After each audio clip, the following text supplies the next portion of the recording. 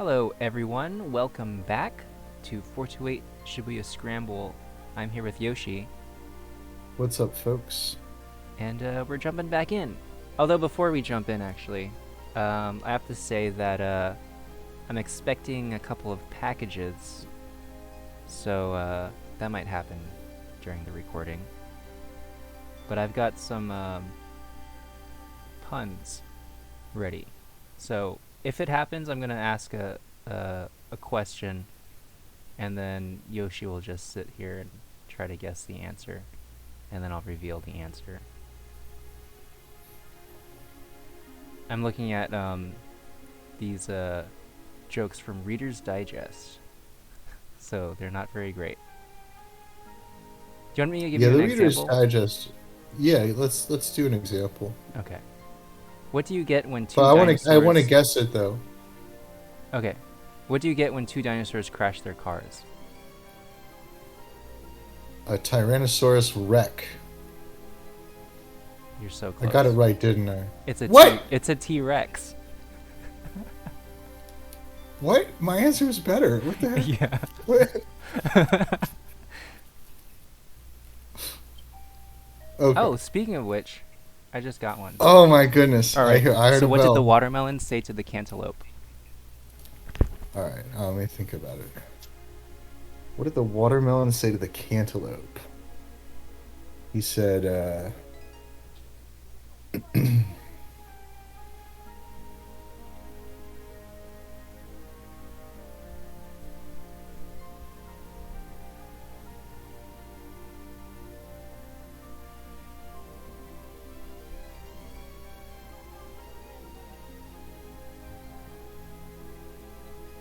"This is hard. He gave me a tough one." The watermelon said to the cantaloupe. He said, um,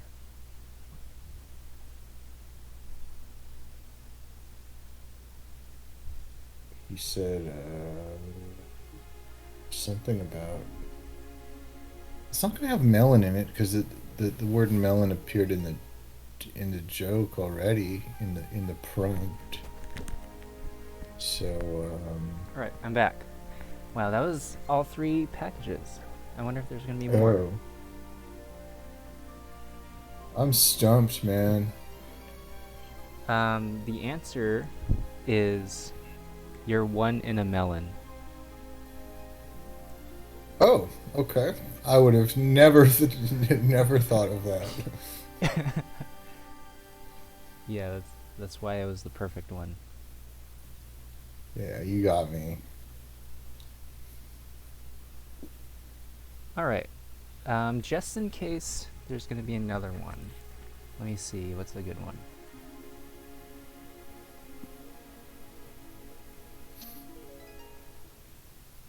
Okay. This one's probably easier.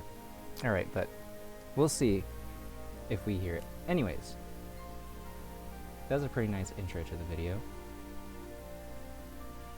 Yeah, it's great. Little Easter egg for the folks at home, the pun heads, and the Reader's Digest heads. Do you recall what happened on the last episode? Um, Achi uh, went back to the SOS, and he rallied the folks, and they're gonna go help him get back the um, Tomy or whatever, and they're gonna hopefully defeat Alphard. And I think that was the main plotline we were working with. Yeah. Stanley got pulled away for some reason. Stanley got pulled away. I think Tano said he was going to turn Kanan himself and in. Tateno popped up. Tateno popped up and drove Kanan and... Where did that happen? Kanan and Maria to the lab so Kanan can hack the thing. Yeah. Stanley just left. He's like, you know what? You got a gang coming. You don't need me anymore. I'm just some American, you know. And then Achi gathered up the gang. That Kiryu guy was a little feisty and attacked them with a steel pipe. Yeah, didn't work out for him though. Yeah. So yeah, where did you want to start? We got to the Scramble. We're ready to catch this Alphard guy. We can continue with Achi, because that's where we stopped, or we can jump to Kano. Let's continue with Achi. Okay.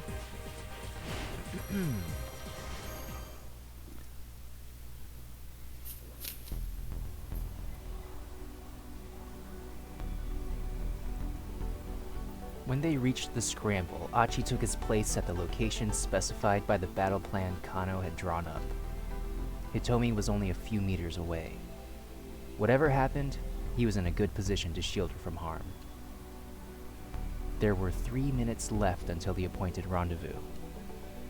Achi wondered what sort of person was going to show up.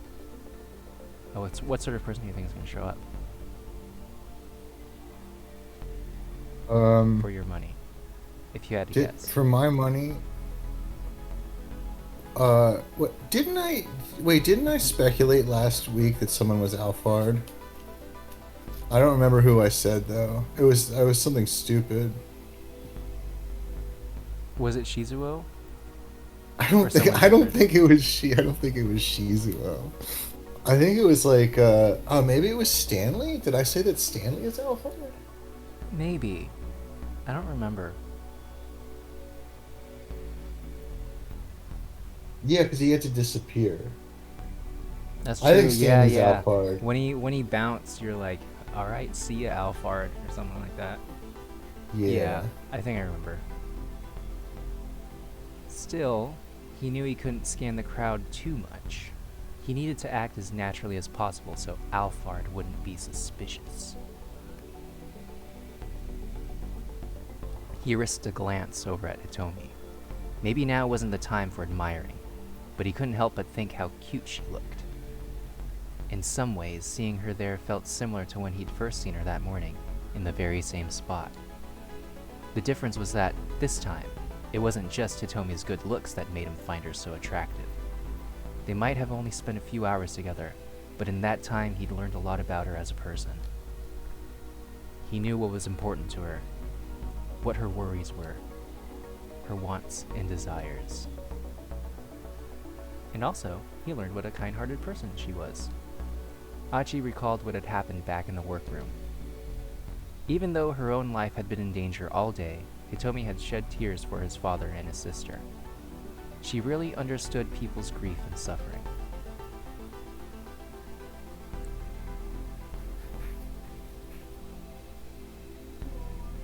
Sorry.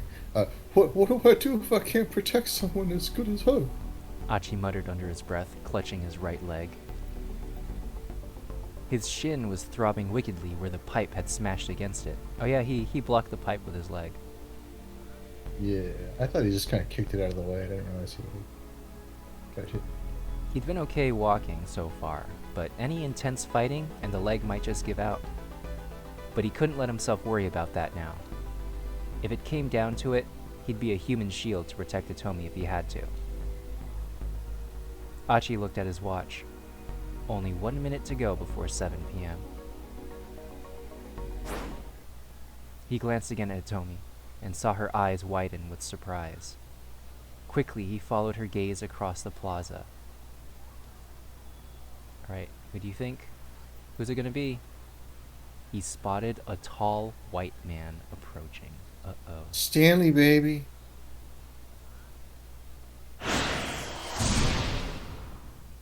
It's Stanley, that piece of poop. That son of a bee. Alright, we gotta jump to Kano. Alright. Oh, man. Sorry. Looks like that was all the packages. Oh well, we could do a couple for the sign-off. Yeah.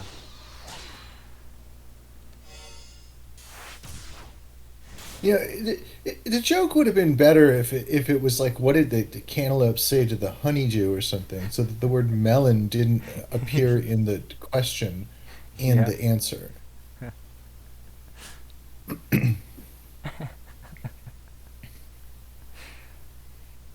Um, If anyone from Reader's Digest is listening to this, I am I'm a free agent. oh, this is Kano, I think. Oh, okay, sorry. I'm a little preoccupied with this cantaloupe stuff. Hey, tell me, I don't like having to do this, but we can't wait any longer. Seeing the look of determination on Kano's face, she gave a tiny, reluctant nod. Her shoulders began to tremble. Hey, tell me. I'll be alright. I'm just a little nervous, that's all. She had a right to be nervous. Alphard was after the antiviral that she had in her bloodstream. Once he had it, Hitomi would become a liability that he'd want to dispose of. And right now, the only person who could keep her safe was Kano. He clenched his jaw tight and tried to look confident. Please, just try to relax. I'll I'll protect you with my life if I have to.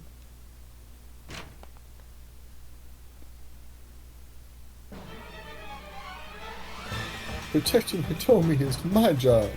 Achi, you're back! Achi. Oh, Yeah, that I probably imagine makes more it's- sense. Yeah. I don't know if Kano would be that excited. No, but I said I'd see you through to the very end, Kano. Didn't I? They just like start kissing. It's like Long Long Man. Yeah. Long. Those are actually pretty good. Yeah, yeah. Oh, you. Oh, yeah. I had that. All right, we'll talk about that in the sign off too. Yeah, Obligatory yeah, you did. food content. Hitomi gazed back at Achi with grateful reassurance.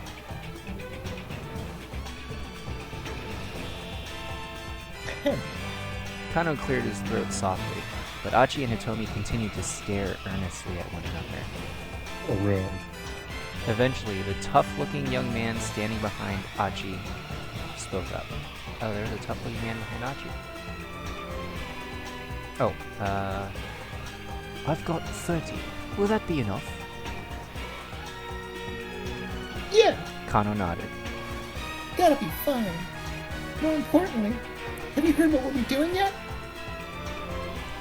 Catch the bad guy, keep Shibuya safe.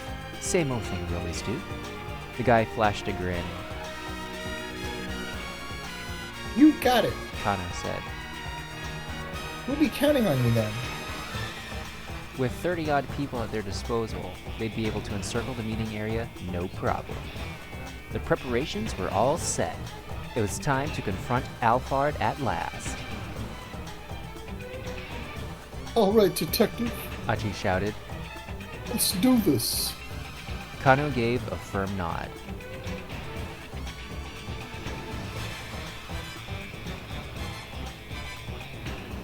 Nine minutes later, 6:59 p.m., Kano and the others were in position around the scramble. Each subtle tick of the second hand was like a sharp prod to Kano's nerves. His whole body was stiff with tension. They could not let themselves fail. There was too much at stake.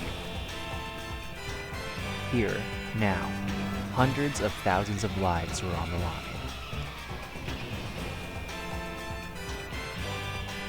With Shibuya on lockdown, the area around the scramble had been seized by panic, and there had been multiple traffic collisions.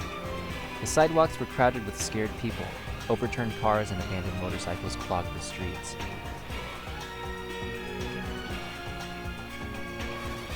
Amidst the chaos, emergency vehicles sped by at furious speeds. But the fire and emergency personnel, and even the police, were short-handed, and the whole of Shibuya had begun to look like a war zone. The main roads had been blocked to normal traffic, and trains weren't stopping at the stations. In effect, the city was in a state of complete shutdown. Kano glanced again at his wristwatch. 6:59 p.m. in 10 seconds. 11 seconds. 12 seconds. 13 seconds. 14 seconds. He scarcely remembered to breathe. Hitomi stood in front of the statue of Hachiko. She wasn't carrying an attaché case this time, but the moment was otherwise a strange mirror of the stakeout at 10 o'clock that morning.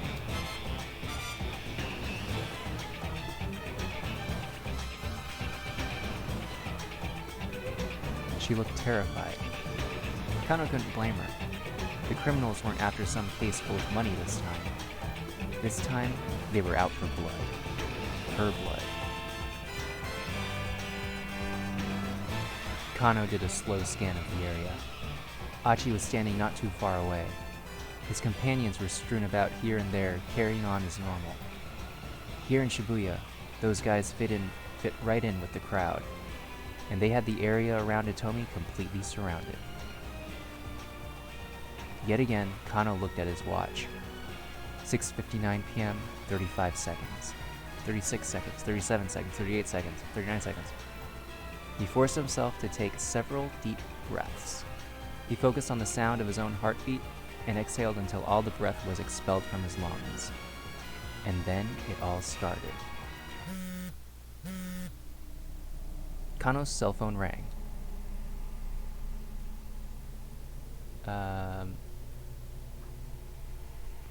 Oh, this is probably Achi's dad, because he's watching on the camera, right? Oh, yeah. Yeah, that makes sense. I've got him. It was Daisuke. Haha, I knew it. Nailed it. The organ trafficker who devised the kidnapping. It's him. Where is he? Kano asked. Is he close by? I got him on camera now. He's on the other side of the intersection. Kano looked out across the scramble. There were so many people that it was hard to tell who was or wasn't suspicious. Can you describe him for me? The tall foreign guy. The one wearing glasses. A tall foreigner? Kano's eyes drifted over the crowd.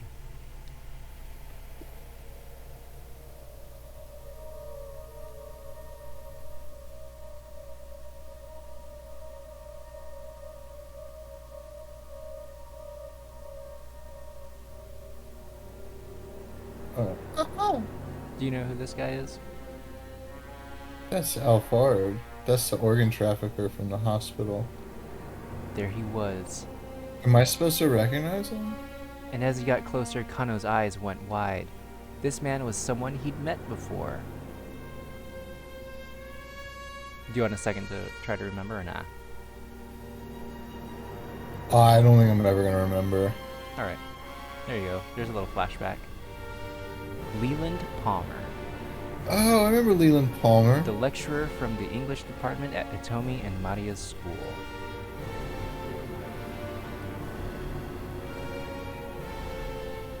Is he Alphard? Palmer was walking right toward Hitomi. Hitomi didn't seem to have noticed him yet. When Kano glanced back at his wristwatch, it was 7 p.m. on the dot. 7 o'clock p.m. When Hitomi realized Palmer was approaching her, she was too stunned to react. He walked directly up to her, the corners of his mouth curling up into a smile. And I'm pretty sure you were voicing him with a, Yeah, English accent. Yeah, an English accent.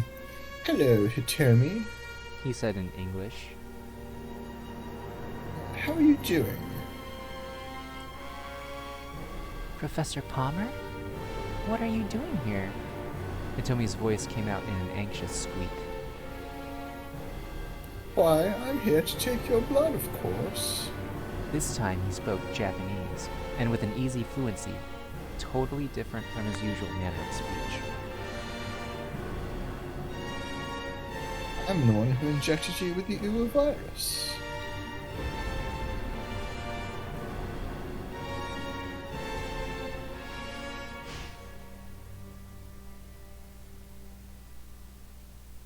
I've been waiting so long for the opportunity to arise. It's been quite agonizing, you know, spending 6 months and pretending to be a mild-mannered English lecturer. Professor, you're Alphard, aren't you? Let's get down to business, shall we? Neither of us has much time. Hitomi stiffened. Please, tell me the laboratory password. After I have your blood. This will only take a few seconds. I've got a device here that will make the extraction quite simple. No way. The password first. That would violate the terms we already negotiated. Hitomi and Palmer glared at one another. Alright, Hitomi said at last. Why don't you negotiate with Kanan instead? Kanan? Hitomi took her cell phone out and dialed. But the phone rang repeatedly, and Kanan did not pick up. What's going on? Hitomi's face went pale. Come on, Kanan. Kano, standing near enough to overhear their conversation, grew increasingly anxious as he watched the pair stare at the phone. What was the right move here? Should he keep waiting? What are we gonna do?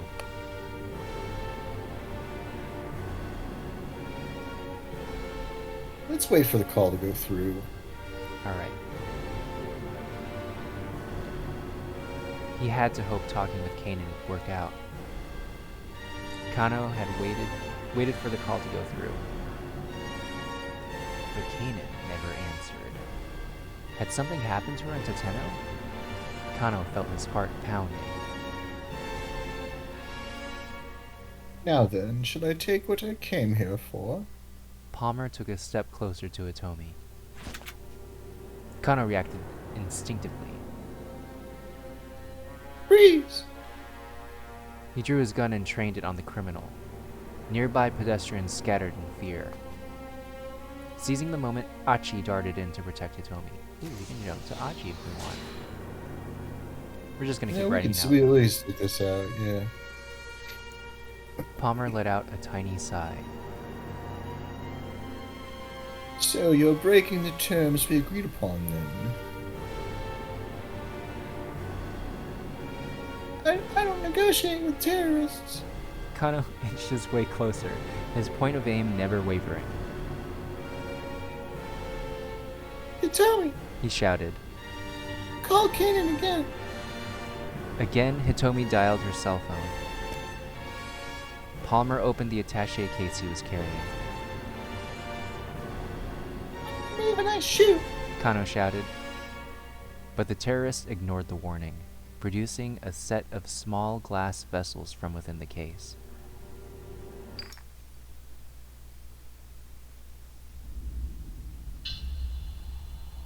You want to shoot me? Then shoot me. He said. Assuming you don't mind this getting scattered about.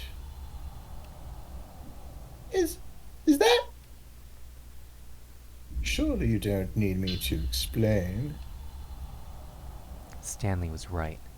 Alphard had weaponized the virus. Doing his best to conceal his horror, Kano tried to sound defiant.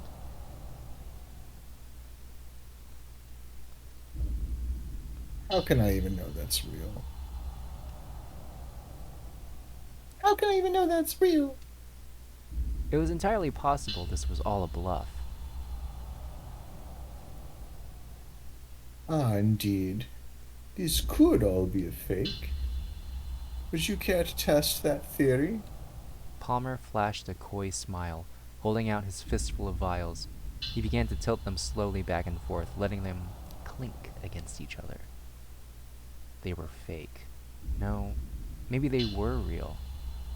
Kano couldn't quite decide, and he couldn't take any rash action if there was even the possibility these were the real thing. You come here to carry out a suicide attack, Mr. Alphard?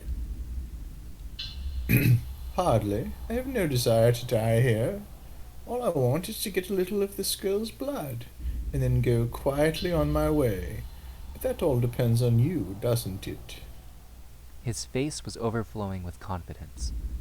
Kano couldn't shake the feeling that something was off here. Something about this man's demeanor hinted at something. Well then, what will it be? Palmer continued. Will you condemn the people of Shibuya to death? Cursing inwardly, Kano lowered his gun. Palmer flashed a triumphant grin, then resumed his stroll toward Hitomi. She stood frozen on the spot.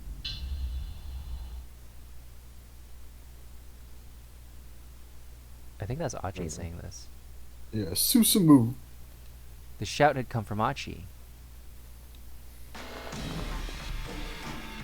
In an instant, a dozen members of SOS headed toward Palmer from all sides. "Tough luck, pal," Susumu said. "Turns out we're not actually innocent bystanders." Now it was his turn to grin. "You're completely surrounded. Give up and tell us the password now. And just for the record, we ain't scared of no virus." The tough-looking young men radiated bravado. Without hesitation, they closed in around the kidnapper. Surrounded? You certainly don't look like police. Palmer cast a bemused glance around himself. You're right about that. Achi said. I mean, just take a look. I gathered up a bunch of people who love Shibuya more than their own lives in order to take your ass down. He kept Hitomi shielded behind him while he spoke. There's no escape. He declared. You lost. Lost? Me? Well, it sure doesn't look like you're gonna get away. Palmer grimaced at Achi's words. I see. Then it appears our negotiations are at a close. Oh, enough of the high and mighty act. Susumu stomped aggressively toward Palmer. Hey! Kano snapped. Easy now. They couldn't risk a scuffle sending the virus crashing to the ground. What a shame. Palmer swung his right arm up high.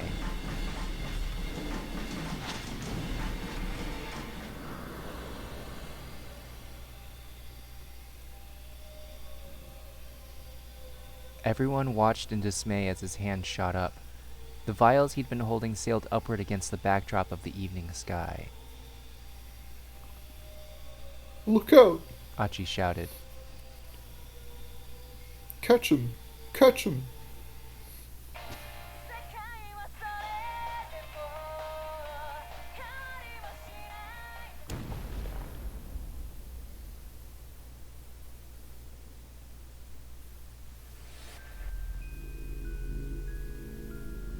A tremendous blast blew Kano off his feet. As he crashed to the pavement, searing pain shot through his entire body. He knew at once that a bomb had gone off. But why? It didn't make any sense. Alphard had no intention of carrying out a suicidal terror attack. Kano was certain of that. If that had been his intent, he could have just done so at any time without going through the trouble of putting on this whole charade. Was there some reason that this guy would blow himself up under these circumstances at this specific moment? As he lay dying, Kano had a thought. Could it be? Had Stanley not come to the Scramble because he knew this was going to happen? Ooh.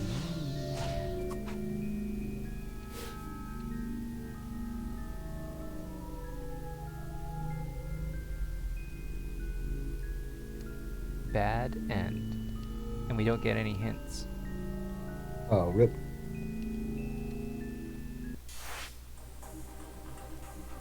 Did you want to continue Achi? I feel like it's going to be the same result. If what? If we don't? Or if we do? If we do. Either way. Might as well do it. Okay. We'll see. We'll see if Achi has a different choice. Yeah.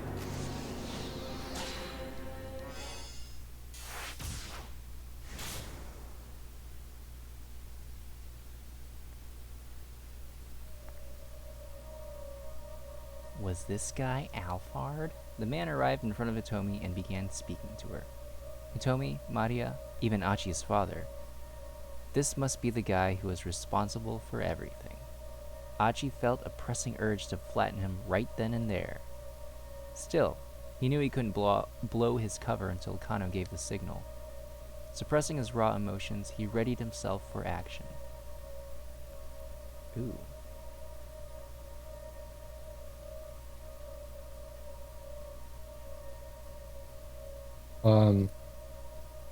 Let's attack him. Alright. Best defense is a good offense. He hurt me, and I'll hurt him back. That bill is gonna come due.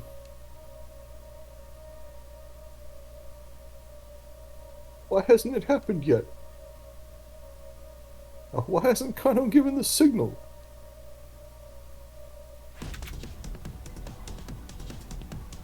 Freeze! Suddenly, Kano rushed forward, his gun drawn.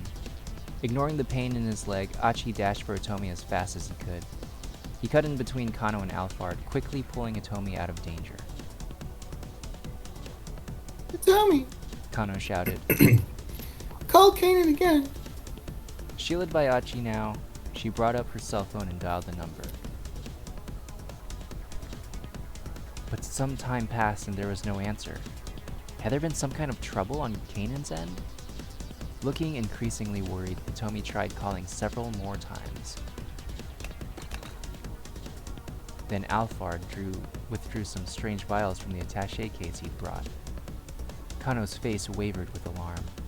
This had to be the terrorist trump card then. Kano and Alphard were having some sort of debate. Achi couldn't hear the specifics, but tensions were clearly running high. Kano hesitantly lowered his gun. Right, maybe this is the choice. Alphard flashed a haughty, confident grin. Looks like it's time for our trump card. Oh, no. Looks like it's time for our trump card. Susumu. Achi shouted at the top of his lungs. At his signal, the gang emerged from the crowd. Moved en masse to hem Alphard in. I think there's supposed to be an and there.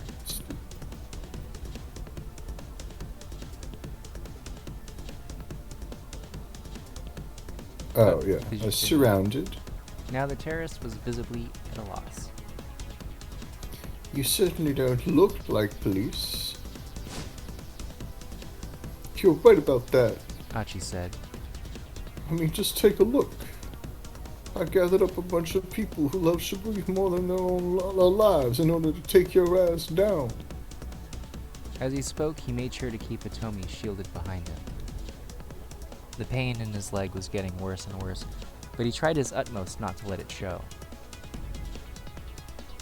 There's no escape, He declared. You've lost. Lost? Me? Well, it sure doesn't look like you're gonna get away. Alphard grimaced at Achi's words. I see. And it appears our negotiations are at a close.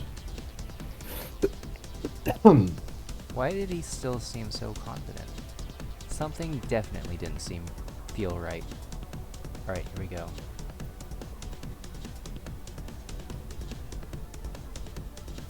Okay, this is just a bluff. He knows he can't get away. Alright. This is just a bluff. He knows he can't get away. His only chance would be to try to spread the virus around and then take off while everyone was distracted, which meant they needed to just grab the guy and be done with it. Enough of the high and mighty act. Susumu shouted. Evidently, he shared Achi's opinion. He began to stomp toward Alphard, but he didn't reach him in time.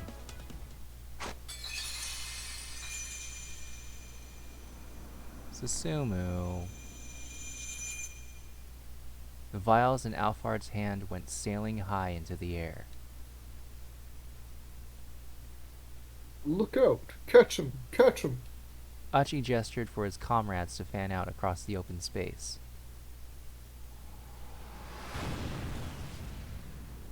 Then, out of nowhere, a huge explosion blew Achi clean off his feet. His eardrums ruptured, and his world was engulfed in an eerie silence, as if time had stopped. As he lay crumpled on the pavement, the one thing that still rang in his ears was the tinkling of glass as countless vials smashed on the concrete. Okay, so that didn't work. Bad What if we end. What if we don't rush him? Which choice would that be? It's not this one, right? Is that this one? Rising emotions? Probably.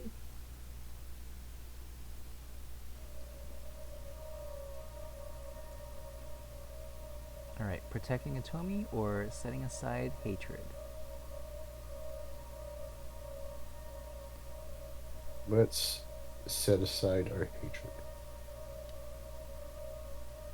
I have to set aside my hatred. Right now I just need to focus on catching this guy.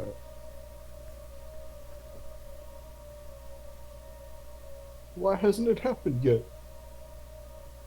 Why hasn't Kano given the signal? Freeze! Suddenly Kano rushed forward, his gun drawn, ignoring the pain in his leg. Achi dashed for Atomi as fast as he... Is this the same? It's all the same. Yeah. What about there? Is that... The other choice? Or is this just a bluff?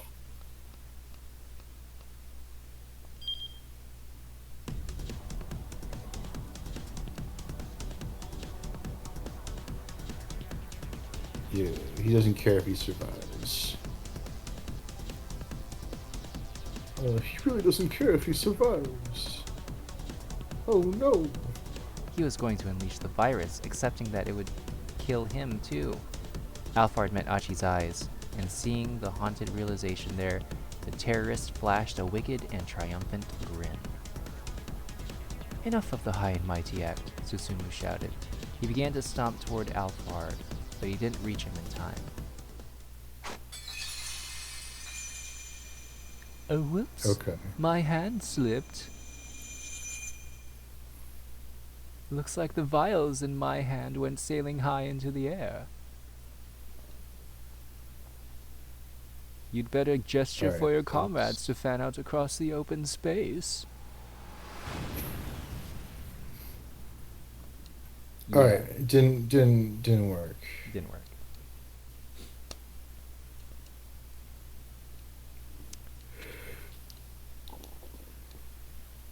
We did kind of get a hint, though. What was that? Let me show you. Right after this gets logged in. All right, cool. We do have a jump to Stanley that we can't do. I don't know if you caught that. Yeah, I saw that, so... So we gotta figure out But a you way said we to can't. unlock Oh, Stanley. okay. Alright.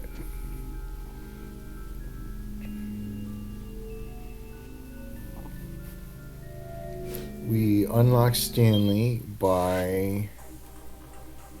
You want me to just tell you or show you? Or do you want to like simmer on it? You should probably just tell me, because I'll be simmering for quite a while. Alright, so back when Stanley was like Hey man, I gotta get out of here. I think we just have to say like, you know what? You do you, boy. Screw it. Do you.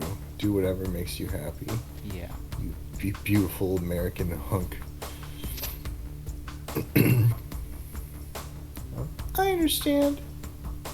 Do what you have to and come back soon. I'm sorry. I wish I could tell you more. It's alright. I'll find a way to get by. Kano had a vague idea of what Stanley was up to. He probably felt he needed to keep things hidden even from his own allies in order to help keep Alphard in the dark. Or at least, that was Kano's guess. This was no ordinary opponent they were up against. Keeping secrets even among friends wasn't necessarily a bad call. Kano, promise me one thing. What's that? Once this is all over, you'll go have a beer with me. Sure. Alright. Ooh, is he asking Kano out on a date? Kano couldn't help but Sounds smile. like it. But Kano has a girlfriend. Maybe a fiance. Yeah. That's a promise. I now. gotta get it out of his system before the wedding. That's true. That's a promise now, remember. If you don't know Ooh, what what's a promise promise? is, the promise these two made just now mirrors another made by a certain pair of brothers in the past. Once this is all tidied up, I'm gonna need a drink. Let's you and me have a beer together. That was what the younger brother said, and the older brother still feels the pain of that promise going unfulfilled. The older brother being... Wait, we still can't jump to Stanley? Okay. Alright. And with that, Stanley hurried out Wait. of the workroom. What brothers is... What? You want me to look at that What again? brothers are they talking about? A certain pair of brothers. Do we know they're brothers? I think this is going to be revealed later, but we do know that the older brother is Stanley. Because that's what the jump is.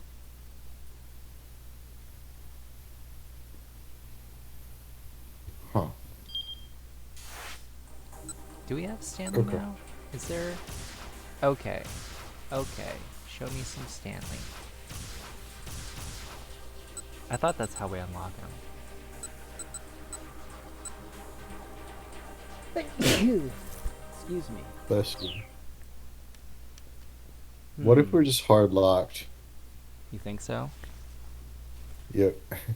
We have to start over from the beginning of the game. That ends. Everybody else is on the end. How do I go to the... Right. Let me go to the title screen. Maybe he shows up on the menu.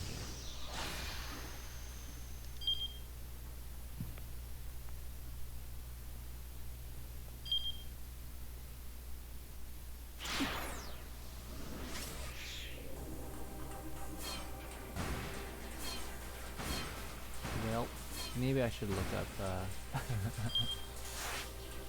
how to do it. Or maybe just jump open me up again. Hold on. No, it's still locked.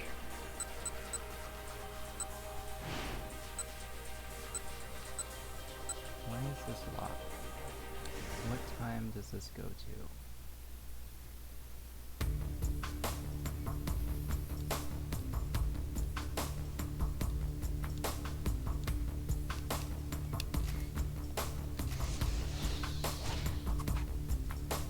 Six o'clock. 6 o'clock Stanley. Was there a choice at 6 o'clock that needs to be changed?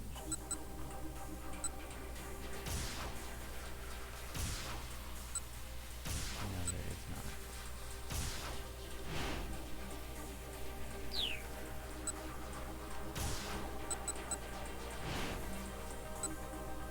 Well, I guess we don't know. Is it talking to Shizuo that messed it up? Messed up the timeline?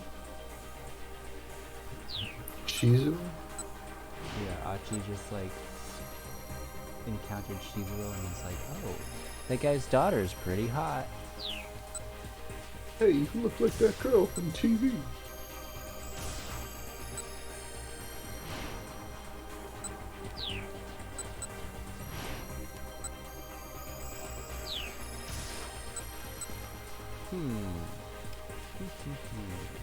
Well,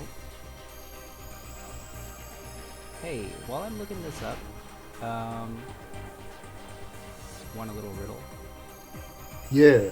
Okay, I hope there's a cute pun involved. a little pun, I mean, sorry, my bad. What do you call an everyday potato?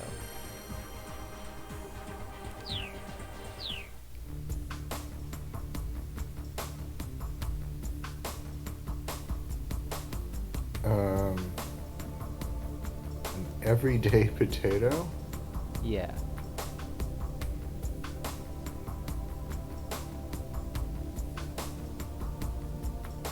Um,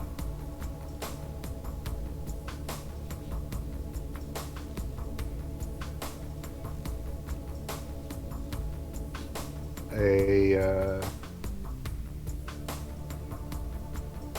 uh,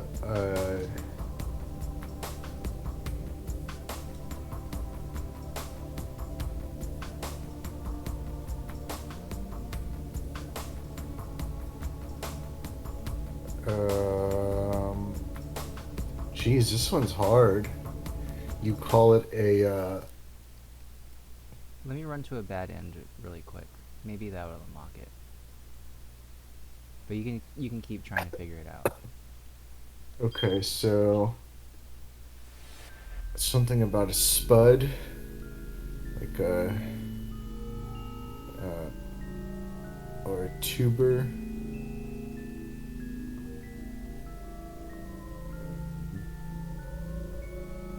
Nightshade.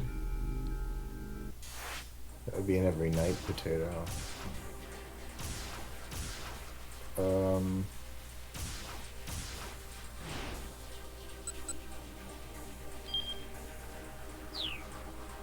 It's after 6.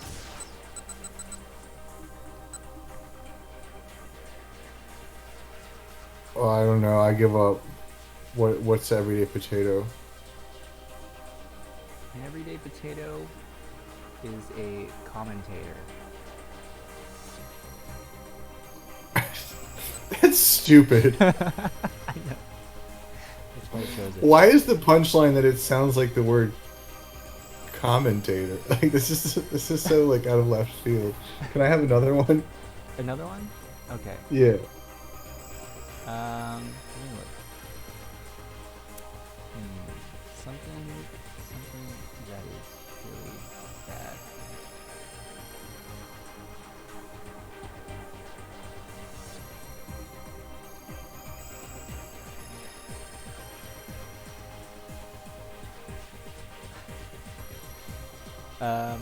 What do you call a bear with no teeth?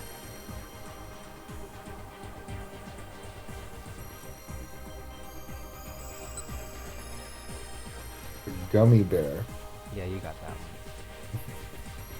That one wasn't that hard. I'm batting 500, baby. Okay, so that one isn't okay.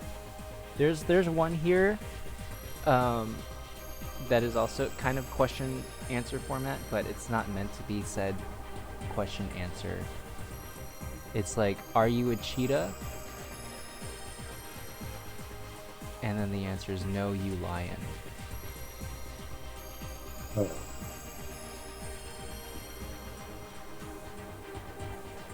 Not very good. You sure it's not to be meant to be read like, no, you lion. No, you lion. Yeah, that's just probably how it's going to be supposed to be said. But it's not meant to be like, are you a cheetah? And then they're like, yeah. Or Yes. no. print it. All right, so there's only one thing I can think of to do. Is it okay if I do it? Yeah. It's gonna be another surprise. We jump back to Tenno actually.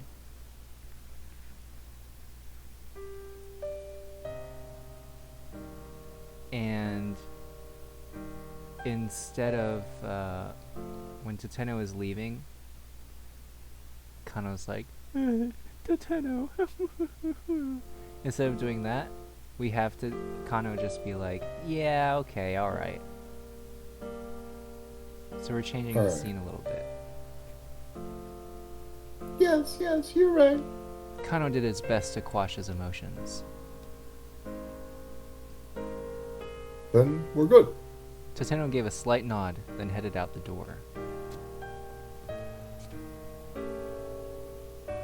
Detective Tenno. Just before the older man disappeared. Alright, what do you think? This is a new decision. Let's go with this. Silent salute. Kano gave him a silent salute. It was a breach of protocol to salute while in plain clothes and without a Wow, my tongue really failed me at the end there. Still, it was the best way he had to let Tenno know how he felt.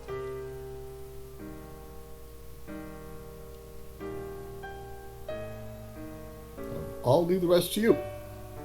Tenno took one last look over his shoulder before finally leaving the workroom.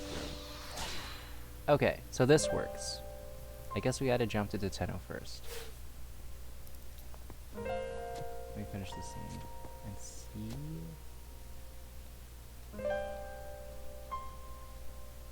Oh, the scene is not done yet. Even after Tenno disappeared from view, Kano remained for a long time at attention, his fingertips pressed to his temple. He squeezed his eyes shut, but still the tears he'd been holding back poured down his cheeks. And everyone's just watching Kano just stand there. Poor guy.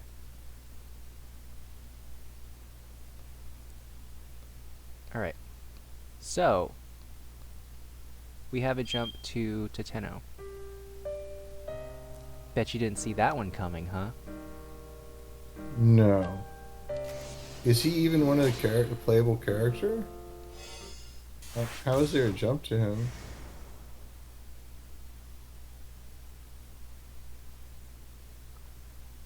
Kyozo Tenno gingerly flexed his right elbow. Doesn't that mean a dumpling? That's gyoza. Oh. A G sound So it's like if and an ah at the end. it's like if they named their kid like Bumpling or something. Bumplina. This is my child.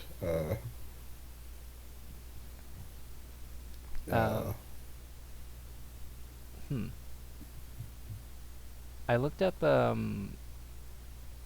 Kyozo in my little Japanese dictionary. There are a couple of different definitions. I don't know what kanji he uses, but it could either mean like false image or gigantic elephant. Probably the second one. Yeah, look at this guy. He's huge. He's holding his trunk right now, his imaginary trunk.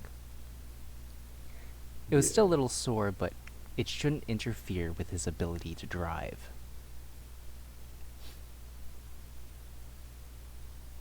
Does that hurt? Asked the girl called Kanan. No. I'm alright. Good thing I didn't kill you. She said, her tone matter of fact. You ought to thank that younger detective. If he hadn't stopped me, you wouldn't be here right now. Is that right? Tenno looked over at Kano. He was talking to Achi and the others about something. The last time Tenno had seen Achi had been back at Katone's wake. He felt a strong surge of emotion, seeing how the boy had grown into a fine young man.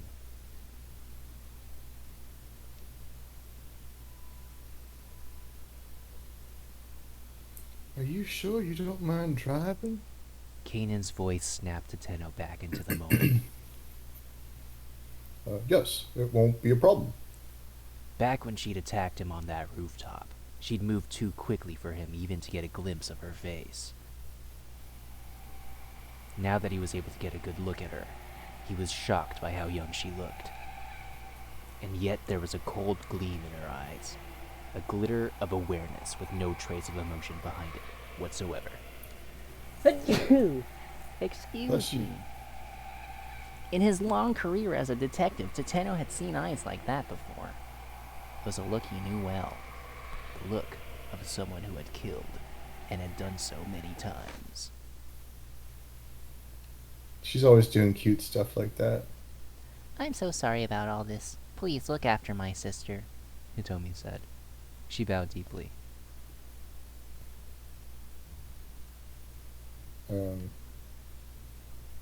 No, I'm the one who should apologize.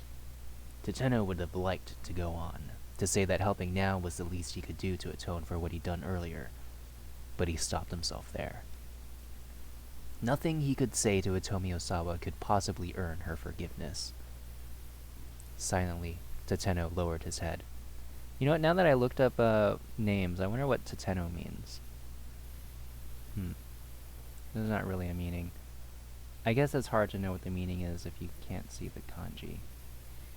What do you call an everyday Titano?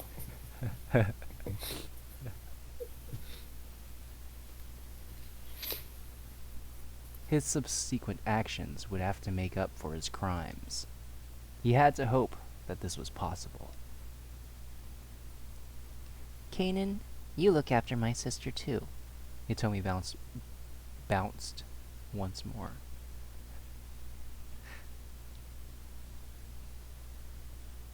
You two know each other? Tenno looked at the two girls in surprise. Kanan is my sister's friend, Hitomi said. I just met her for the first time today. What strange series of events could have transpired for Maria and Kanan to wind up as friends?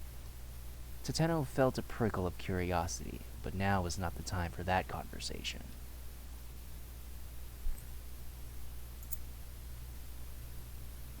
Daisuke reappeared. He had gone to fetch his car keys. You know where it's parked, yeah? He asked.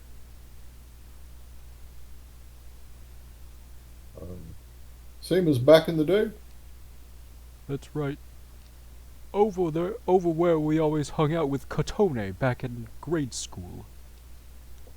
All at once, Tenno was hit with a surge of childhood memories.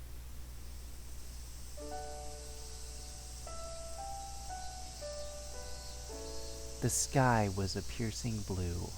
The droning of cicadas echoed in his ears. A refreshing breeze brought intermittent respite from the heat. During summer vacation, they spent their days here in the parking lot behind Daisuke's house. As Tenno and Daisuke played near the stairs at the side of the lot, the blazing sun beating down on them, Kotone would always come along with some iced barley tea for them. The two boys would race to see who could drink theirs up the fastest. The cold and fragrant tea flowed down their welcoming throats. Okay, let's not get too vivid. Most of the time it was Tenno who would finish first. Daisuke often wound up choking and spitting his out. Kotone would flash him a motherly and sympathetic smile. This is making me uncomfortable. Then Daisuke would grin back at her sheepishly and fuss with his hair. That had all been nearly 40 years ago, but Tenno could envision their smiles as vividly now as ever. They were his only fond memories of his childhood. Swallowing tea. Tenno took the keys from Daisuke, clutching them firmly in his fist. All right, he said. We'll be back. He lifted up Maria and, with Kanan supporting her on the other side, began to head for the door. Then Kano called out to him. Detective Tateno, There was a look of sadness on the younger man's face.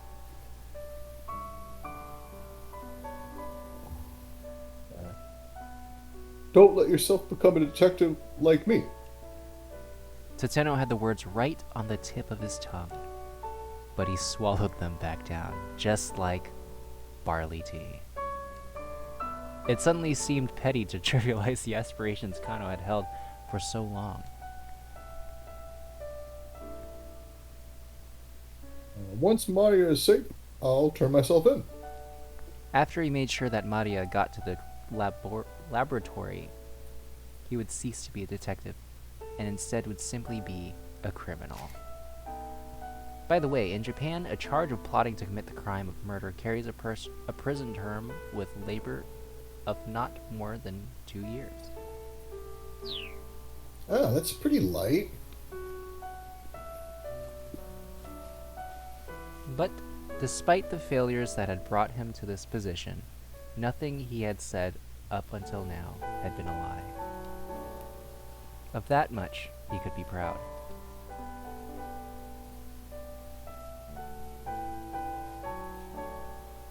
Basically, never lose sight of what you're supposed to protect. Ever. He could at least try to be the detective Kano had so admired until the very end. As Tateno left the room, Kano saluted him crisply. Ordinarily, a detective wouldn't salute in plain clothes or without his cap. The little breach of etiquette just showed all the more clearly how Kano felt. If Tateno hadn't been holding Maria up, he would have returned the gesture. It should have been a choice. Drop Maria and salute. Leaving Endo Electronics, Tateno and Kanan carried Maria up a hectic Dolgenzaka. The parking lot was less than a minute away by foot. Before long, however, they found their way blocked by a veritable wall of people. It was a riot squad, with Kuze at the head. By the way, a riot squad is a police squad that carries out security and control activities in order to maintain or restore public order in the event of an emergency. So there's like 9 of these in the Tokyo Metropolitan Police Department, the TMPD, along with a little support vehicle unit. So there's like 10 of these guys. They also got other teams like an EOD and a CDU. I don't know if they abbreviate like that in Japan. Would it be TMPD or would they say Tome Pode? Well, everything in Japanese goes like vowel, consonant, basically, right? So it'd be a Tome Pode? Tomepode, yeah. I think so. Cause like Smash Brothers, they abbreviate it to like Sumabura. Yeah, that makes sense. So it's the first two. So would it be Tokimeto? I don't know. We'll never know. Director Kuze? Tateno, Oh. what are you planning on doing with that girl? What are you planning on doing with her? I already informed Kano that she's to be put under quarantine. If she's allowed to remain free, all of Shibuya will be in danger. Is that his voice? I forgot. Kanan took a step forward. Tateno could sense that she was about to move in for the kill. Easy now. He said softly. Wait. As skilled as Kanan was, she was no match for an entire armed police squad. I'm not going to take all of them all. She murmured. I'm just going to take the man in charge hostage. Tateno Smart. swallowed. Just like barley tea. Yeah. Capture Kuze and then run off? It could work. So, like, before, were there points where it said, like, Daisuke coughed? Do you think those were attempts of him to, like, swallow? Instead of saying, like, Daisuke swallowed, they changed it to, like, Daisuke coughed. Yeah. You can't just have everyone swallowing all Got over it. the place. You gotta keep it This consistent isn't 428 with the flashback. Shibuya Swallow. Considering the time limit they were facing, he knew that they had to find some way to force their way through here. Still, given how far away they still had to go, to reach the laboratory, he wanted to avoid direct conflict as much as possible. Give me 1 minute.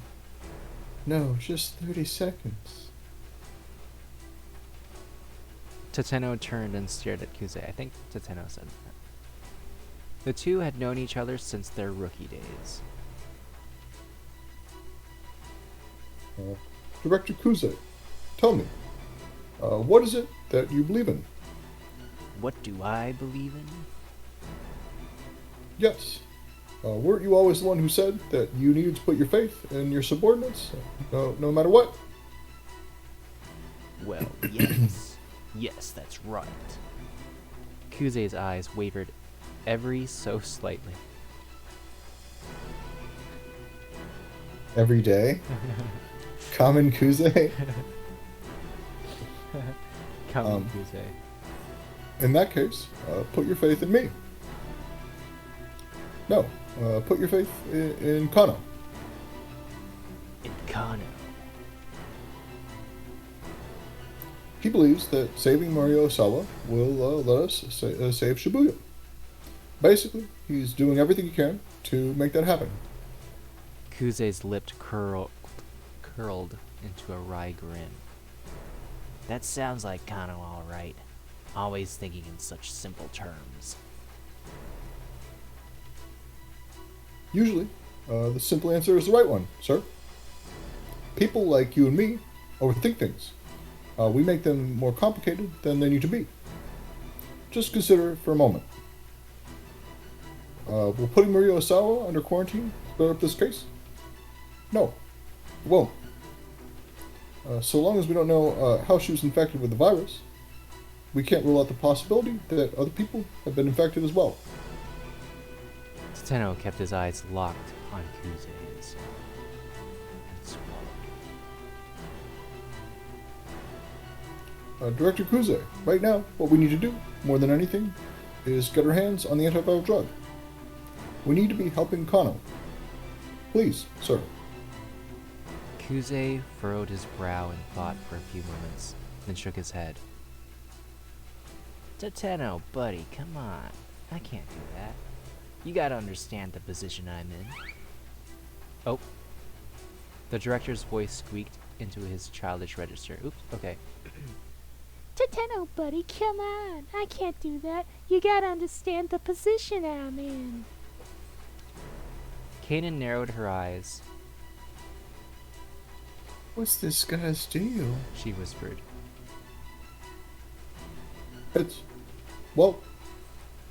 Basically, it's hard to explain.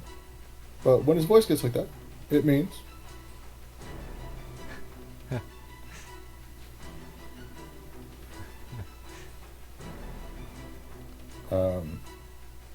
he was being completely serious. They were going to have to break through by force, baby.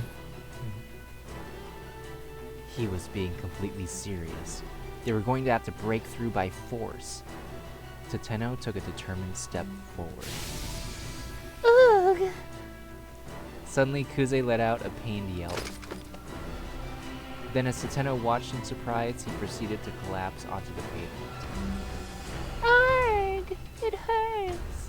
It hurts. Have I been infected with the virus too? The riot squad immediately rushed to the director's side. As Tateno stood there dumbstruck, Kuze secretively flashed him a knowing wink. Is he chewing on? What is that he's chewing on in that second picture? Is bit his shirt or something? Could be a shirt. Yeah, maybe it's a shirt. Maybe it's some barley tea. It's spilling out of his mouth, and he couldn't do it. That was a terrific performance. Terrific? Kanan muttered. Oh, that was a terrible performance. Yeah, but it was a tour de force as far as I'm concerned. Inwardly, Tateno gave his boss a nod of respect. Slipping past the riot squad, he and Kanan headed for the parking lot. Several members of Kuze's team hurried to chase after them. Don't follow them. Kuze cried out as he writhed on the ground. Everyone stay back. If you get too close to Mario Osawa, you'll be infected as well. The riot squad stopped in their tracks. Tateno and Kanan took the opportunity to hurry out of sight. Darting through some narrow alleyways, they arrived at the parking lot. The area had changed since Tateno's youth, but some of the old air of nostalgia still lingered. There it is. He spotted the minivan with Endo Electronics written on the side. Tateno gently laid Maria on the back seat. She was still apparently unconscious. Once Kanan had climbed into the passenger seat, Tateno hit the gas and sped off.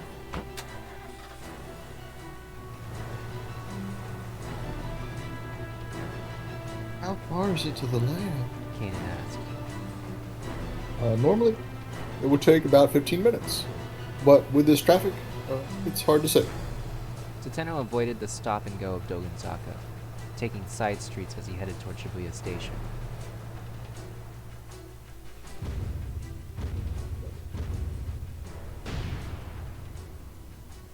Once they had re-emerged on the main thoroughfare, however, he spotted a checkpoint set up ahead. Barricades and armored vehicles were blocking the road. The scale of the security effort showed just how grave the situation truly was. Tateno hit the brakes.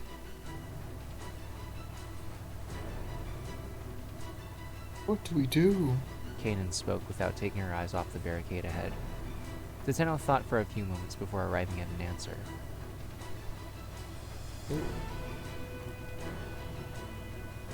Let's plow on through. Worked for us last time. They'd have to plow on through, Get in the back seat. Tateno told Kanan. Why? I want you to hold on to Mario so she doesn't fall. A feisty grin came to Kanan's face. You got it. Kanan quickly clambered into the back, and Tateno gunned the accelerator. It's do or die now. Tateno clenched his teeth as the van picked up speed. Then a patrol car came roaring out of a nearby side road. What the? Reflexively, Tateno eased up on the gas. The police cruiser cut in front of the minivan, turning to head right toward the roadblock. Crashing to the barricade, it plowed on through, not stopping until it slewed up onto the curb beyond. The car's impact had made enough space for another vehicle to slip through in its wake. Looks like they're gonna run those guys over, though. All right. Here goes. The minivan barreled on through the checkpoint. Tateno wondered who in the world had been driving the cruiser. Alright, who do you think it is? Who was it? If I had to guess, Yeah, if you had to guess. for my money, Yeah, for your money. I would probably say it was. Oh, you know who I think it is? Shizuo. I think it's probably Shizuo. Tateno's phone rang, and he picked up as he sped onward. You gonna read that in the Shizuo voice? Yeah. Were you able to break through safely? It was the voice of Detective Kajiwara. Tateno Oh. had thought he was at the Osawa residence. Oh, that's me. That's supposed to be me. Were you able to break through safely? That patrol car just now. That was you? A call came in from Task Force HQ saying that Kano had found Maria. I figured maybe Kano was planning to take her to Akoshi Pharmaceutical. So I thought he'd need to make his way through one of the checkpoints here. But the fact that it was you, Detective Tateno, haha, now that was quite unexpected. He let out a weak chuckle. Haha. Kajiwara, are you hurt? No, don't worry about me. Just, please, help Maria. I made a promise to her father that I'd save his daughter, no matter what. Oh, and take a banana with you before you could go. Tateno could hear the energy draining from Kajiwara's voice. Understood. I'll keep that promise for you, then. Thank you. Love you. Bye. The line went dead. He'd crashed headlong through that barricade. There was no way he'd come out of that uninjured. I'm sorry, Kajiwara. Tateno said to himself under his breath. And, thank you. He bit his lip, then stepped hard on the gas again. Alright. Keep out. That's probably a good stopping point for today, right? Yeah, I think so. I think that's a good stopping point. Does he show up on the, there he is. The tenor. And, that's probably Stanley.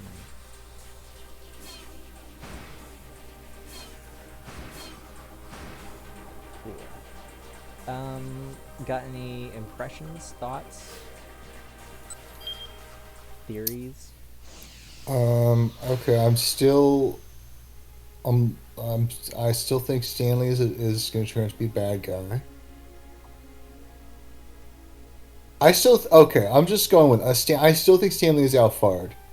This Leland Palmer guy, that's, he's like a pawn.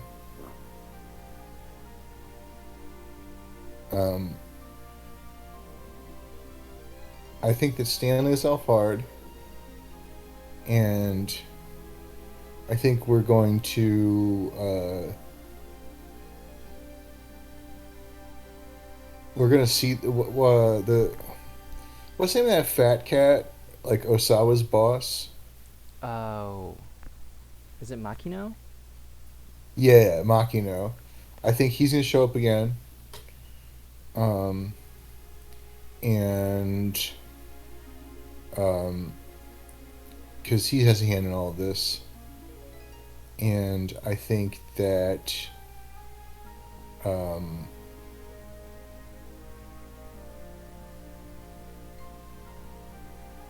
Sasayama is going to come to the rescue at the end. Ooh. These are all good theories. Yeah. We Nailed actually it. got some theories, guys. For all the theory Got heads some at theories. home. I just made This up is a bunch of probably- really dumb crap because I'm just tired of saying no at the end of every episode. Yeah, right at the last segment of, probably the last segment of the game is a good place to start sharing theories, right? Oh yeah. You don't want to send them too early. Share them too early. No. Can I have another? Can I take one more crack at one of these puns? All right. Let me see.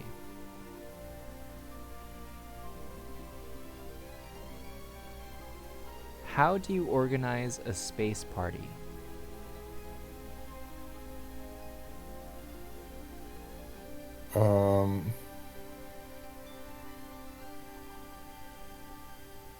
with a rocket organizer? A rocket planner?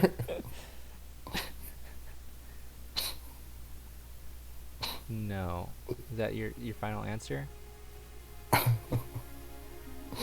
All right, let me show you. Hold on.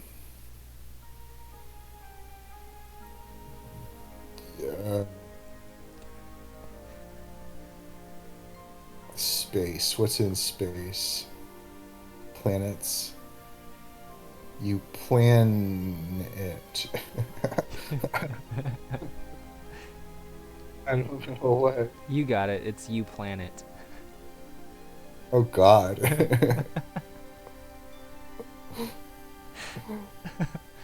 Pretty good, huh? Yeah. Pretty good. Got any like little food anecdotes? Or are the puns enough? I kind of got one. All right, yeah, let's So hear it. this past weekend, I was invited to a mochi making party. We made mochi. You got like a big kind of, was it a mortar and pestle kind of thing? Okay. And you put the rice in and you squish it up and then you start pounding it. It was pretty fun. The mochi was pretty good too. What kind of, was there flavors or was it just like with green tea, red It's bean? regular rice, but like it's the different toppings that you could put either inside or on top. So they had like red bean paste and like sweet red bean paste. You could also put sweet red bean paste along with a strawberry, and that was pretty good. You could put chocolate Sounds in interesting. it, and they also had like soy sauce with sugar, mixed with sugar. And what you do is you Ooh. wrap your mochi in like a seaweed thing, and then you dip it in the soy sauce. And that was pretty good too. A little more savory kind of mochi. For those who don't know, Aljo likes foods that blur the line between dessert and not dessert. And that makes one of us. Yeah, 'Cause I think that they're there was gross. one time I went to a restaurant in this was in Florida. And at the restaurant I saw they had like a hot sundae burger. It was just a burger with a scoop of vanilla ice cream and hot fudge inside. It wasn't that bad. It was interesting. Yeah, I think that sounds miserable. But to each their own. The only weird part of that was the tomato. Oh God, yeah, that But that's it was so kind of bad. like set off to the side, so like you could stack it if you wanted, put it in. So you don't have to put the tomato in. I think the lettuce was fine. Ew. I don't even like that, like chocolate covered bacon and stuff like that that people want. Like people make chocolate with chili peppers in it and stuff. Jalapeno chocolate. You haven't had a jalapeno chocolate smoothie?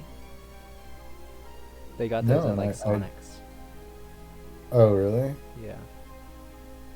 No, I haven't, and I don't plan to. Although I will say, you might have been there. I don't remember. I did once get the bacon bits in my Five Guys milkshake, and that was okay. Yeah. It's just a crispy salty. Add some crispy saltiness to like whatever. To your barley tea. Yeah. So make This sure you barley tea tastes awfully salty. But no, like mochi, I think mochi is pretty adaptive. It could be savory if you want, because it's just rice. When we were pounding it, they don't add sugar to whenever we were pounding. It's just straight Oh, rice that you okay. pound. So if you want to take it in a savory direction, you could. Yeah, that I would mess around with. I'm just thinking about like obviously mochi ice cream, and then like The mochi you get at the like a froyo yeah, places. that's exactly what I was gonna say. Which I love those little mochi pillows in my froyo. Yeah, That's those my are a little go-to sweetened topping. also, I think. Yes, they are. Just plain mochi is it's just a big ball of gummy rice. Which is good. Pretty good. You put in soup, apparently. I've seen that done. There was this Japanese TV show I was watching, and they put like tomato sauce and cheese on it, and it was like a mochi pizza. Okay. I haven't Yeah. tried that yet. Be all right. But yeah, pretty interesting stuff. All right, folks. Well, that's it for today's 428 food podcast. Hot food takes. Did you want one more pun? Yeah. Let's get one more for the I'm road. gonna do the category that is specifically bad puns. Okay. So they're going to be worse than the cute puns, which were Apparently just cute. Guaranteed side to make you that? groan. Okay. Let's see, I gotta look for a particularly bad one. That is also in question form.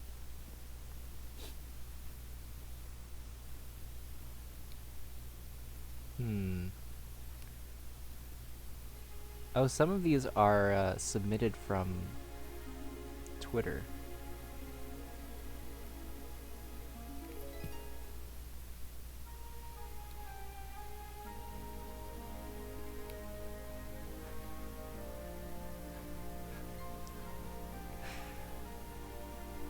I don't want to do one that's submitted by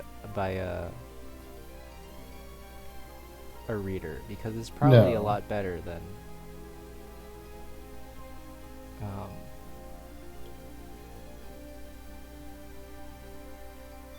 it's supposed to be.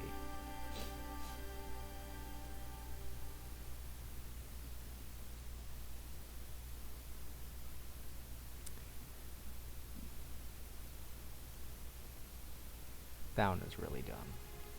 That one is really dumb. Alright, okay, I'll do the really, really dumb one. Why is Peter Pan always flying?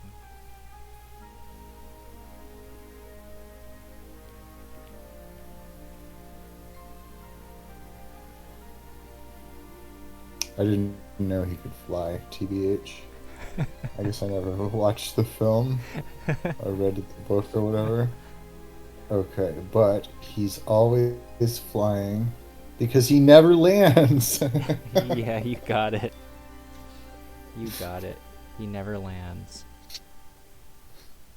That's bad, but it's not. I don't think it's any worse than any of the other ones. That's true. It's bad. It's pretty bad. It's pretty bad. But yeah, it's probably on the same level as the other ones.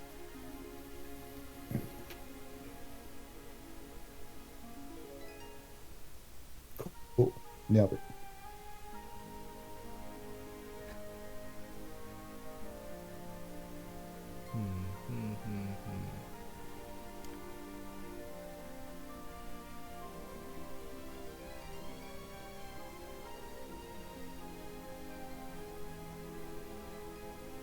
Yeah, these are the same level as those other ones. Maybe just slightly better because like they make sense. There's no like what was the one where it's just like commentator? Commentator. That was just a total non sequitur. Because there's like why did the gym close down? It just didn't work out. That makes sense. Yeah. What is Forrest Gump's email password? One Forrest one. Yeah.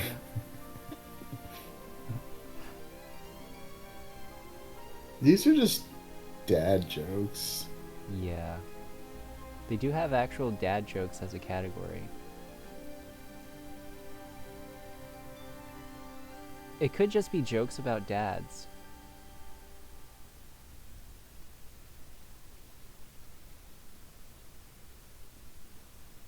And they're not in the form Could of a be. question. They're just like talking about. Is this stories about dads? Oh, wait, never go. Here we go. Here's some actual question answer jokes. All right, let's hear one. How do you weigh a millennial? You.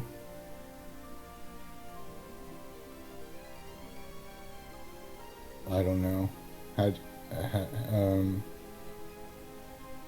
In Instagrams.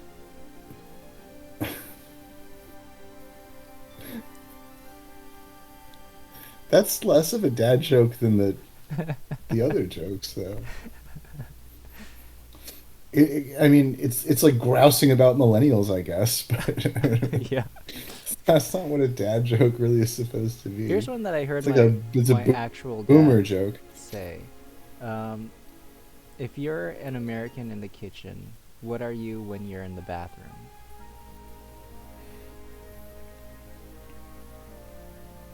Well, if you're anything like me, you probably have diarrhea. I don't think that's the answer though they were looking for. No, the answer they're looking for is a European. Oh. Okay. But unless you're Yoshi here and you're a Puin? European from your butt. European from your butt. Okay, Because that's your mom bought you this focaccia bread with jalapenos on it because she thought you would like it. And you did. But now you have to go to the bathroom.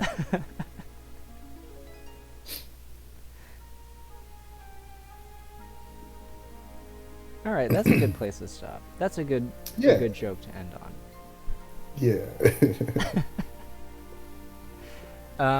Next time, how much longer? I want to say 2 more episodes. I know you said 2 more episodes last time, I think.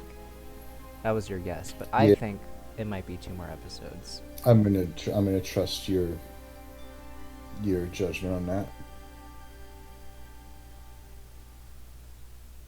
But now I'm second guessing myself.